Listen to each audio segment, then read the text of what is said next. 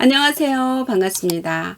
네, 손안의 책방 소향입니다. 오늘 소개할 책은 미국 버클리 대학교 4년 총장 장학생 선발 졸업 후 무려 합격률 3%의 경쟁을 뚫고 실리콘밸리 페이스북 입사에 성공한 스토리가 방송에 공개되면서 화제의 인물로 올랐던 저자가 자신만의 마인드셋과 습관 노하우를 담은 첫 책, 변화없는 삶을 깨고 나오자라는 뜻을 가진 브레이킹 루틴, 지은이는 천인우, 발행은 중앙북스입니다.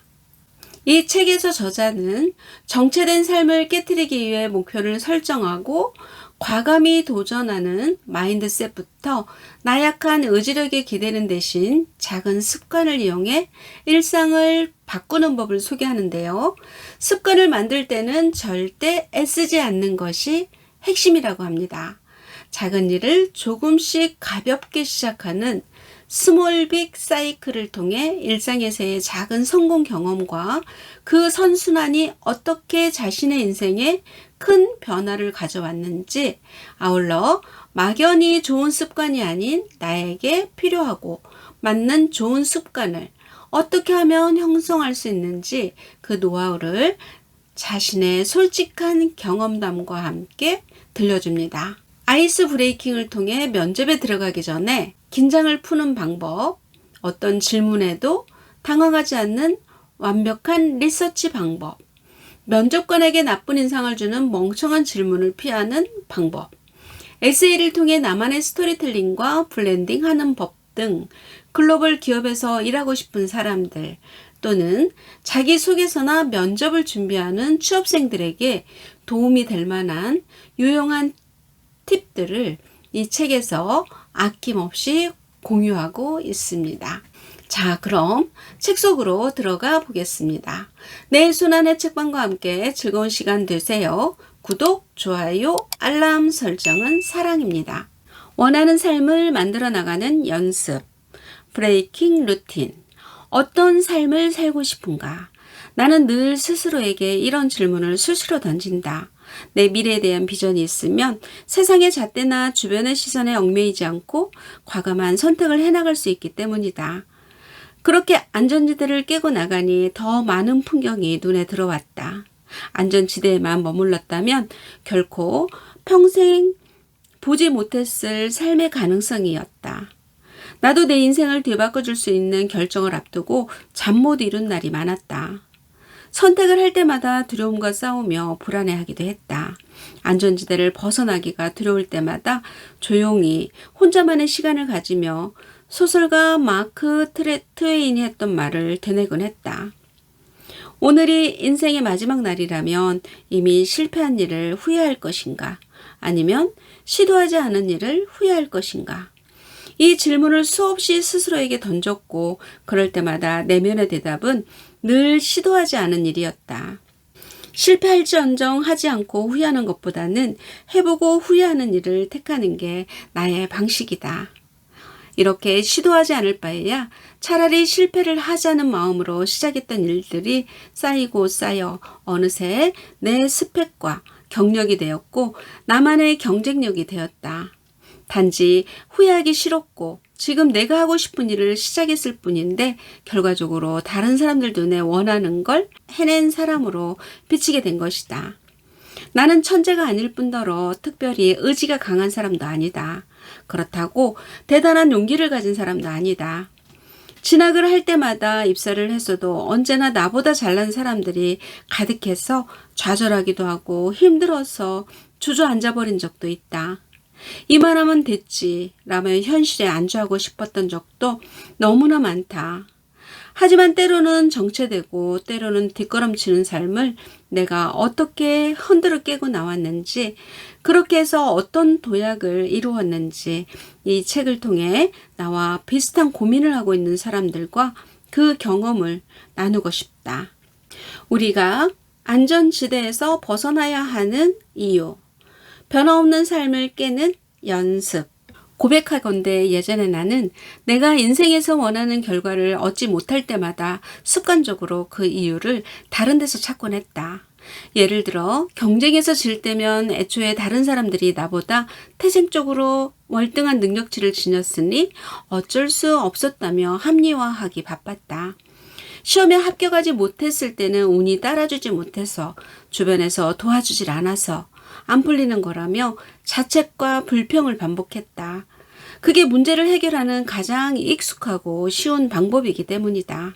하지만 단지 3가지 습관을 실천하는 것만으로도 기적 같은 변화를 경험하고 나니 생각보다 내가 훨씬 더 대단한 사람일지 모른다는 생각이 들었다. 오히려 그동안의 나를 가로막은 것은 다른 사람이 나보다 뛰어날 것이라는 강력한 믿음, 나는 의지도 약하고 운도 없는 존재라며 폄하했던 바로 나 자신이었다. 세상에 자기 인생을 대충 살고 싶어 하는 사람은 없다. 다만 방법을 제대로 모르고 실패와 좌절을 반복하다 보니 지쳤을 뿐이다. 우리는 대부분 해내고 싶은 의지도 있고 노력도 할 만큼 했고 관련 지식도 쌓았고 시간도 투자한다. 그런데 원하는 결과가 나오지 않으면 이전보다 더 많은 돈과 시간과 에너지를 쓴다. 이미 여러 번 실패를 경험했는데도 밑빠진 독에 계속 물을 붓는 격이다. 만약 어떤 일에 돈과 시간과 에너지를 쏟았는데 인풋만큼 아웃풋이 나오지 않거나 노력해도 원하는 결과가 나오지 않는다면 결국 답은 하나다. 늘 해오던 시스템의 점검이 필요할 때라는 신호다. 자신이 하루 종일 어떻게 공부하고 일하는지 작은 습관 하나까지 다 기록해보자. 그러면 문제점이 보일 것이다. 바로 그 부분을 수정해보면 원하는 결과를 내는 방법을 찾아가는 것이다. 별것 아니라고 생각했던 작은 습관 하나가 인생을 바꿔놓을 수도 있다. 무엇보다 중요한 게 하나 더 있다. 나 역시 그랬지만 내 주변 사례만 보더라도 실제 변화를 이뤄낸 사람과 그렇지 못한 사람의 차이는 자신이 바뀔 수 있다는 믿음에 달렸다고 생각한다. 자신이 얼마든지 변할 수 있다는 것을 충분히 믿지 않을 때 변화는 가장 어렵다. 즉, 우리는 나 자신이 바뀔 수 있다고 진심으로 믿어야 비로소 바뀔 수 있으며 바뀌고 싶다는 마음을 먹은 순간부터 변화는 이미 시작된 것이나 다름없다. 공부, 새로운 삶을 위한 가장 쉬운 쥐렛대.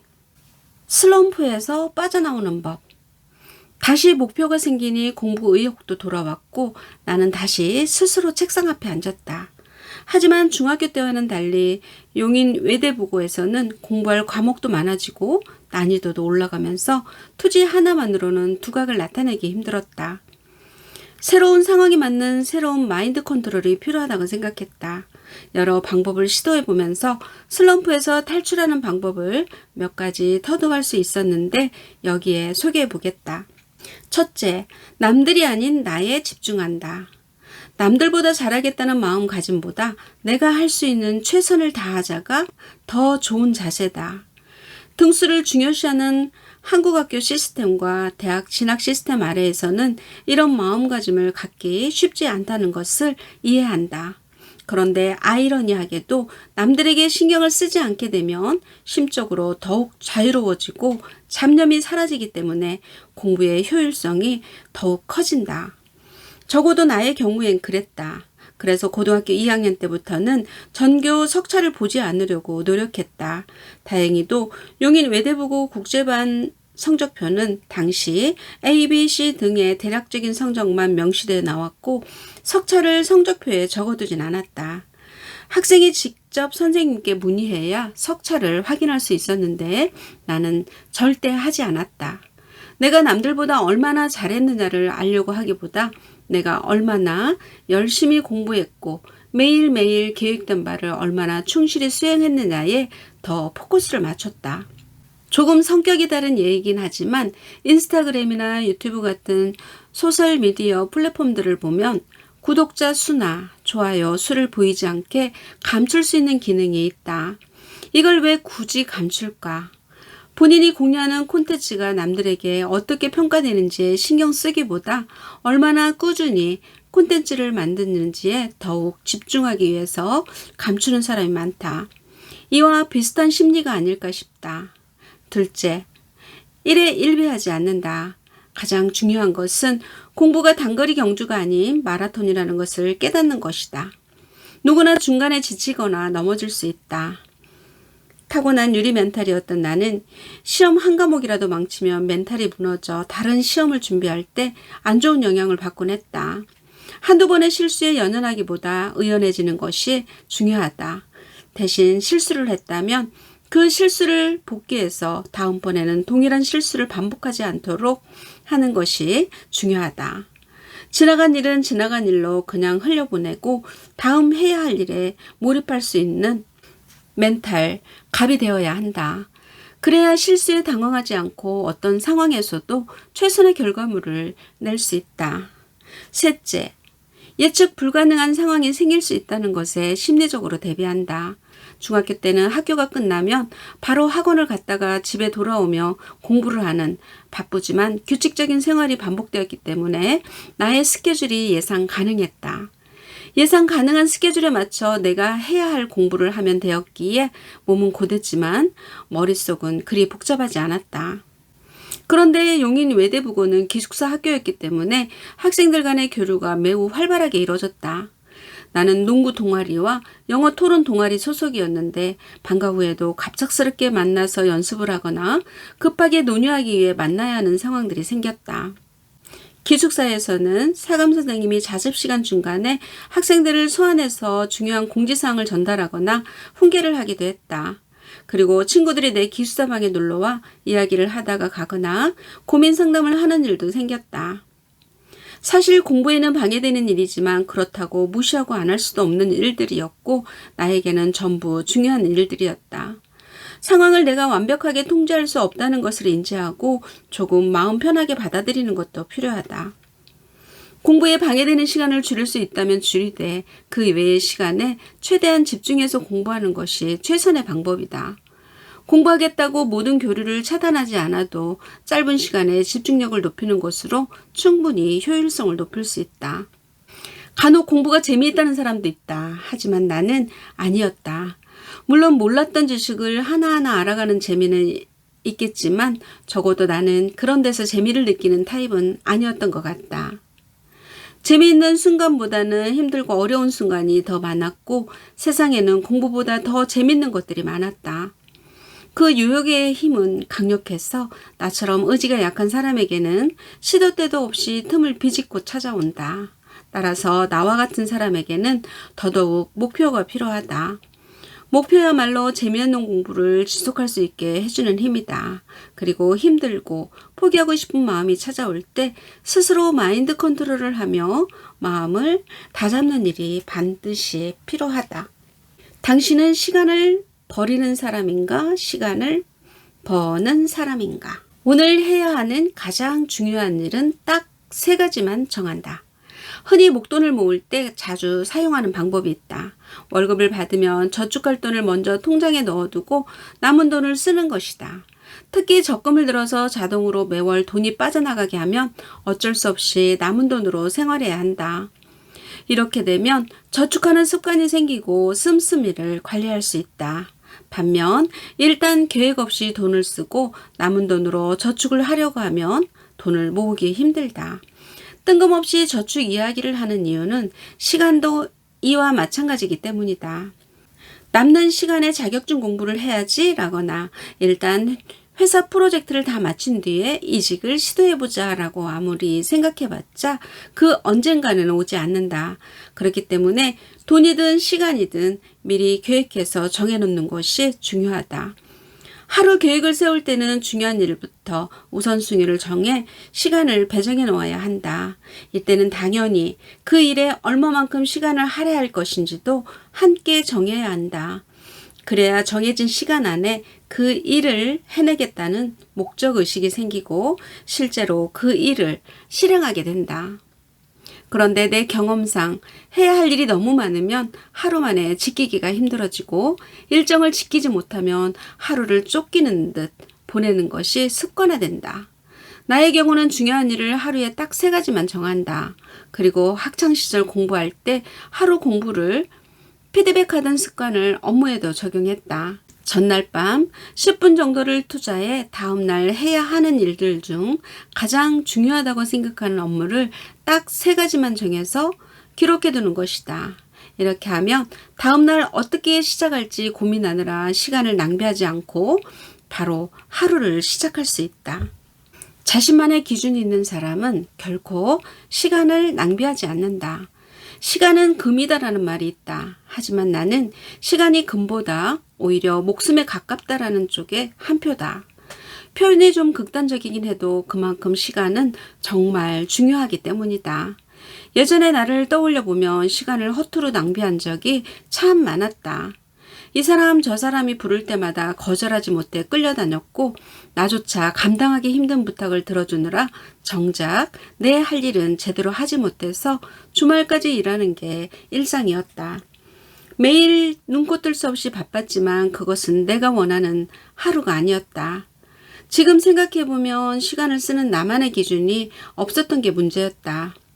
자기 기준이 명확하지 않으니까 불필요한 일에 시간을 쓰고 정작 필요한 일을 해야 할 때는 시간이 없는 모순적인 상황이 반복된 것이다. 하물며 옷을 하나 살 때도 자신이 좋아하는 스타일, 색, 소재 등을 알면 망설이는 시간이 줄어든다. 구입해놓고 어울리지 않거나 마음에 들지 않아서 뒤늦게 후회할 확률도 적다. 당연히 쓸데없이 돈을 낭비할 일도 없다. 나는 시간도 이와 같다고 생각한다. 시간을 잘못 쓰는 사람은 기준이 없는 사람이다.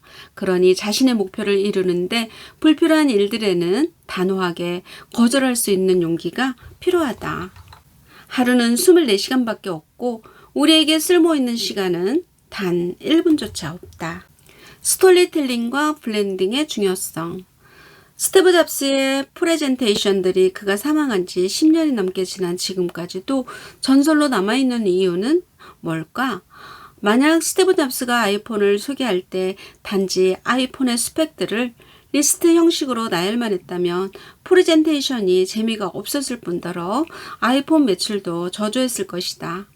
당연히 세계 최고의 기업 가치를 자랑하는 현재의 애플도 없었을 것이다.